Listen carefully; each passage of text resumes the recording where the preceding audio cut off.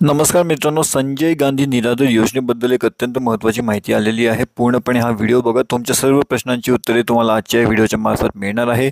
मित्रांनो, सर्वप्रथम जर तुम्हाला संजय गांधी निराधार योजनेची जी काही रक्कम आहे म्हणजे 1200 रुपये किंवा मग 1500 रुपये जी तुम्हाला मिळत असते ती मिळाली आहे किंवा नाही, हा सर्वप्रथम सर्वात पहिला प्रश्न तुमच्या समोर येतो। आता बऱ्याचशा जणांचं म्हणणं आहे की त्यांना ह्याची रक्कम मिळालेली आहे।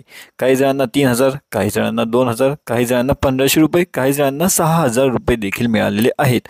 आता याबद्दल सविस्तर माहिती या व्हिडिओत समजण्याचा प्रयत्न करूयात। नेमकं काय आहे?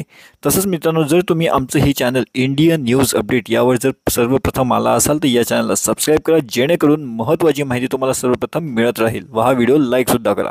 तर मित्रांनो, यामध्ये काय आहे की आता पैशांसाठी जो विलंब आहे ती विलंबनाची समस्या काय येत आहे त्याबद्दल आपण समजून घेऊया।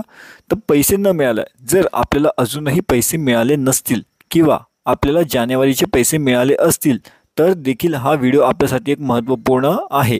आता पैशांचा विलंब म्हणजे नेमकं काय होतंय, जर आपल्याला फेब्रुवारीचे पैसे मिळाले असतील किंवा तरी देखील हा एक महत्त्वाचा मुद्द्याची चर्चा असू शकतो की जर तुम्हाला फेब्रुवारीचे मिळाले पण तुम्हाला याआधी जानेवारीचे मिळाले होते किंवा नव्हते।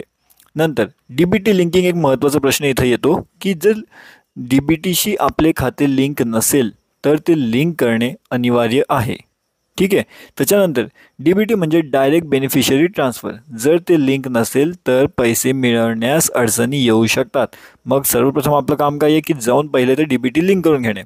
निवडणुकीपूर्वी 1500 वरून 2100 रुपये वृद्धीची घोषणा करण्यात आली होती, पण अजूनही ही घोषणा अधिकृतपणे केली गेलेली नाही आहे। म्हणजे की आपल्याला 2100 रुपये मिळणार किंवा 1500 रुपये, 1500 रुपयाचे 2100 रुपये होणार किंवा नाही याचा अजूनही कोणताही अधिकृत निर्णय आलेला नाही। अधिकृत GR वगैरे अजून आलेला नाही आहे, तर ही गोष्टसुद्धा आपल्याला लक्षात ठेवावी लागेल। त्यानंतर 8 दिवसांपूर्वी रजिस्ट्रेशन झालेलं आणि पुढील महिन्यातील पैसे येतील असे सांगितले, तर कसे पैसे येणार आहेत याबद्दल आपण आजच्या या व्हिडिओच्या मार्फत समजण्याचा प्रयत्न करूयात। जर तुमचं रजिस्ट्रेशन नवीन झालं असेल तर तुमचे पैसे पुढच्या महिन्यात येतील, पण ते पैसे येण्यासाठी तुमचं जे खातं आहे ते डीबीटी सोबत लिंक पाहिजे, म्हणजे की डायरेक्ट बेनिफिशियरी ट्रान्सफर जे आहे ते तुमच्या अकाउंटसोबत ॲक्टिव्ह पाहिजे। आता ज्यांना पैसे आलेले नाहीत त्यांचं एक महत्त्वाचं कारण असू शकतं की एक तर तुमचं आधार कार्डासोबत डीबीटी लिंक नसेल किंवा डीबीटी तुमच्या खात्यासोबत लिंक नसेल किंवा तुमचं आधार कार्ड खात्यासोबत लिंक नसेल।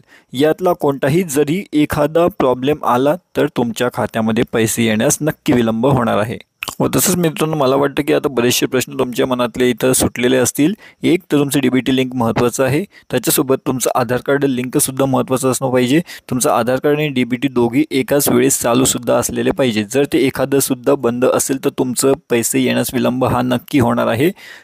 तर तुम्ही काय करा, सर्वप्रथम हे सगळं प्रोसेस बरोबर आहे का याची बघून घ्या, नीट तपासून घ्या एकदा परत। आणि जर हे सगळं लिंक असेल आणि जर समजा तुम्हाला आता जानेवारी महिन्याचे पैसे आलेले नाही आहेत किंवा समजा तुम्हाला डिसेंबरचे नाही आलेत, तर डिसेंबर आणि जानेवारी असे दोघांचे मिळून तुम्हाला 3000 रुपये तुमच्या खात्यामध्ये जमा होतील।